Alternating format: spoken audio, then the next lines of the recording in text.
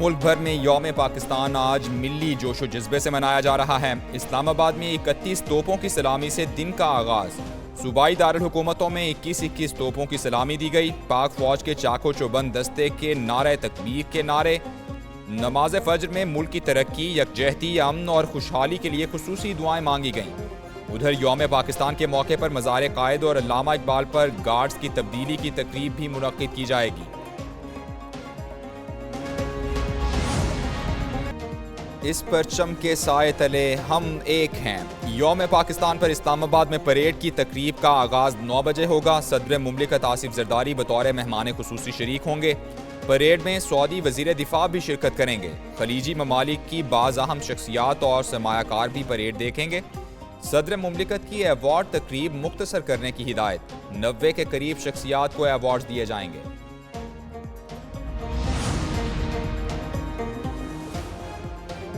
तेईस मार्च मुल्क की तारीख का अहम दिन। यौम पाकिस्तान पर सदर मुमलिकत आसिफ जरदारी और वज़ीर आज़म शहबाज शरीफ की मुबारकबाद। कौम के लिए नेक ख्वाहिशात का इजहार। आसिफ जरदारी ने कहा, आज के दिन कौम एक खुशहाल और मुत्तहिद पाकिस्तान के लिए अपने अज़्म का इयादा करे। वज़ीर आज़म ने अपने पैगाम में कहा, महंगाई, बेरोज़गारी, गर्दिशी कर्जे, तिजारती खसारे से आगाह हैं। मुल्क की मुआशी बहाली और खुशहाली के लिए पुरअज़्म हैं। पाकिस्तान की सालमियत और इलाकाई सलामती का हर कीमत पर दिफा किया जाएगा। इंशाअल्लाह पाकिस्तानी परचम को हर कीमत पर सरबुलंद रखेंगे। मुसल्लह अफवाज chairman, chiefs of staff committee और सर्विसेज चीफ्स की यौम पाकिस्तान पर कौम को मुबारकबाद। ISPR के मुताबिक आज मुसल्लह अफवाज वतन की हिफाजत के अज़्म का इयादा करती हैं। ये दिन हमारे आबाओ अजदाद की बेमिसाल कुर्बानियों की भी याद दिलाता है। अल्हम्दुलिल्लाह आज हम आज़ाद फ़ज़ाओं में खुश और अपनी आज़ादी का एहतराम कर रहे हैं। यौम पाकिस्तान के मौके पर ईरान भी खुशी से निहाल। तेहरान में नौरोज़ और जश्न आज़ादी पाकिस्तान शायान शान तरीके से मनाया गया। आज़ादी टावर पर पाकिस्तान और ईरान के झंडों की बहार। पाकिस्तानी कौमी तराने की धुनें बिखेरी गईं। पाकिस्तान के सफ़ीर मोहम्मद मुदस्सिर टीपू की वीडियो मैपिंग की तकरीब में शिरकत। पाकिस्तान और ईरान ताल्लुकात की तारीख में पहली बार इस तरह की वीडियो मैपिंग दिखाई गई। दोनों हमसाया ममालिक के दरमियान करीबी और बरादराना ताल्लुकात की भरपूर अंदाज में अक्कासी की गई।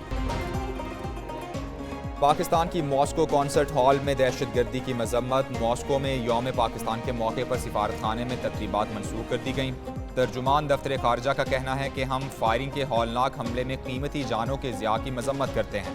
मुतासरीन के अहले खाना के साथ गहरी हमदर्दी का इजहार। कहा, मुश्किल की इस घड़ी में रूसी फेडरेशन और आवाम के साथ खड़े हैं।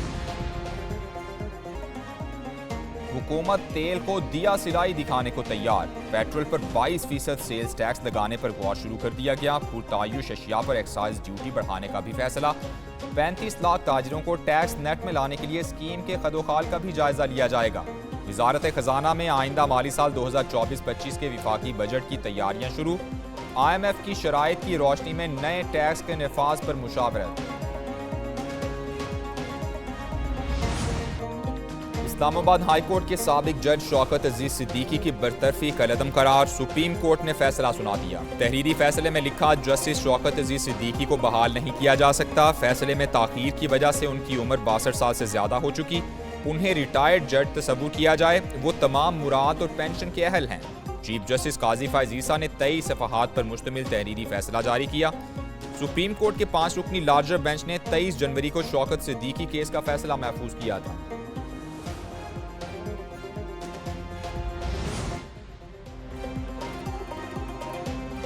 खेलेंगे ना खेलने देंगे। खैबर पख्तूनख्वा असम्बली का इजलास बुलाने पर गवर्नर के अहकामात नजरअंदाज। स्पीकर ने गवर्नर की समरी के बावजूद ताहाल असम्बली इजलास ना बुलाया। असम्बली सेक्रेटेरिएट ने महकमा कानून से राय मांग ली। असम्बली का इजलास ना बुलाने पर अपोजिशन अराकीन का असम्बली हॉल के बाहर एहतजाज। Opposition leader Khyber Pakhtunkhwa assembly doctor Ibad कहते हैं, हमें अदालत जाने पर मजबूर ना किया जाए।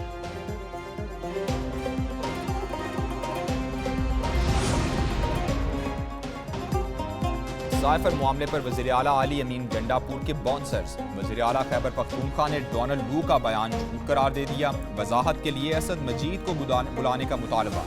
अली अमीन गंडापुर कहते हैं, साबिक सफीर से पूछा जाए, साजिश नहीं हुई तो साइफर किस लिए भेजा? अगर साइफर था नहीं तो फिर बानी PTI को गलत सजा हुई। बानी PTI कभी डील नहीं करेंगे। ATC इस्लामाबाद ने 9 मई के मुकदमात में वज़ीर आला खैबर पख्तूनख्वा की 17 अप्रैल तक जमानत मंजूर कर ली।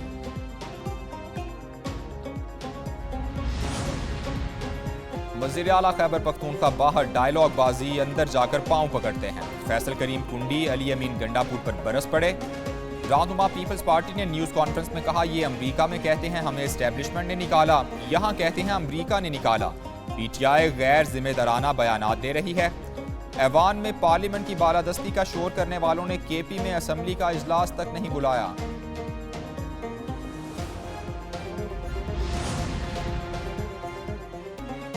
पंजाब असम्बली के बजट इजलास में ऑपोजिशन का फिर हंगामा, शोर शराबा, नारेबाजी, लीगी अरकान के भी बानी PTI के खिलाफ नारे।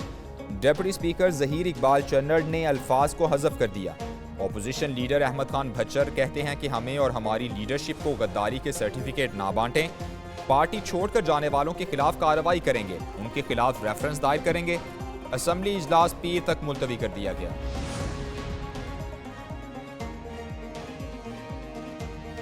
सेनेट इलेक्शन के लिए सनम जावेद और यास्मीन राशिद की सिलेक्शन हो गई। कागजात नामजदगी मुस्तरद होने के खिलाफ अपीलों पर समाअत। लाहौर हाईकोर्ट के अपीलेट ट्राइब्यूनल ने PTI के दोनों उम्मीदवारों को इंतखाब लड़ने की इजाज़त दे दी।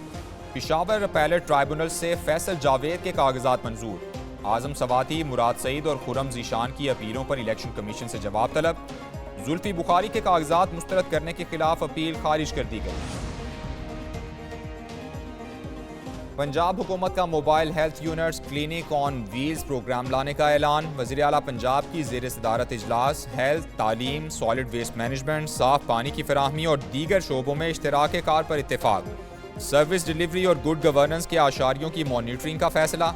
मरियम नवाज कहती हैं सूबे के लिए मौसर और पायदार वेस्ट मैनेजमेंट का निज़ाम ला रहे हैं। तालीम की क्वालिटी और टीचर्स की ट्रेनिंग पर भी काम जारी है।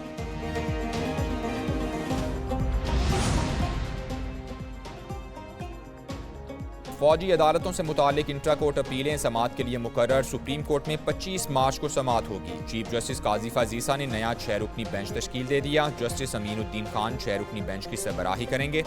Justice Mohammad Ali Mazhar, justice Hasan Azhar Rizvi, justice Shahid Waheed bench में शामिल। जस्टिस मसरत हिलाली और जस्टिस इरफान सादत खान भी बेंच का हिस्सा हैं।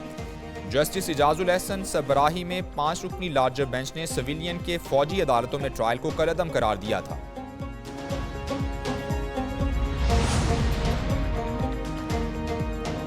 रिकोडिक मंसूबा बलोचिस्तान और इलाके की तरक्की के लिए गेम चेंजर साबित होगा। मंसूबे से लोगों की खुशहाली के नए दौर का आगाज होगा। वज़ीर आज़म शहबाज शरीफ से बैरक गोल्ड कंपनी के वफ्द की मुलाकात।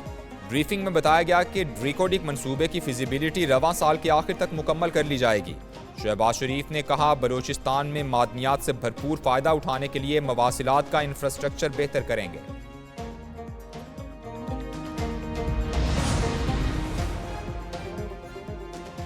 मुंतखब हुकूमत भी अवाम को बिजली का झटका देने के लिए तैयार। सारिफीन की जेबों से मजीद 967 अरब रुपए निकलवाने का प्लान। कंपनीज ने बिजली मजीद महंगी करने के लिए दरखास्तें दायर कर दी। गैपको ने 376 अरब, मैपको ने 160 अरब, कैस्को ने 236 अरब वसूली की दरखास्त दायर की। टेस्को 92 अरब, पेस्को 67 और सेप्को की 35 अरब 70 करोड़ रुपए वसूली की दरखास्त। समाअत 2 अप्रैल को होगी।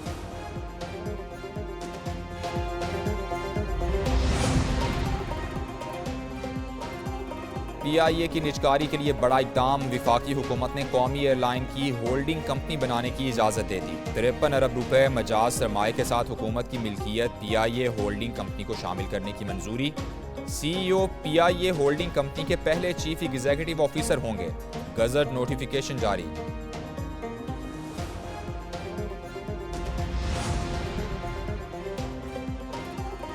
IG सिंध के लिए गुलाम नबी मेमन का नाम फाइनल। विफाकी हुकूमत ने गुलाम नबी मेमन की तकर्रुरी के लिए ग्रीन सिग्नल दे दिया। ज़राए के मुताबिक वज़ीर आज़म शहबाज शरीफ ने IG सिंध की तैनाती की मंजूरी दे दी। नोटिफिकेशन 24 घंटे में जारी होने का इम्कान। गुलाम नबी मेमन की तैनाती से मुतालिक खबर एक न्यूज़ ने 6 मार्च को नशर की थी। गुलाम नबी मेमन इससे पहले भी IG सिंध के ओहदे पर फाइज रह चुके हैं।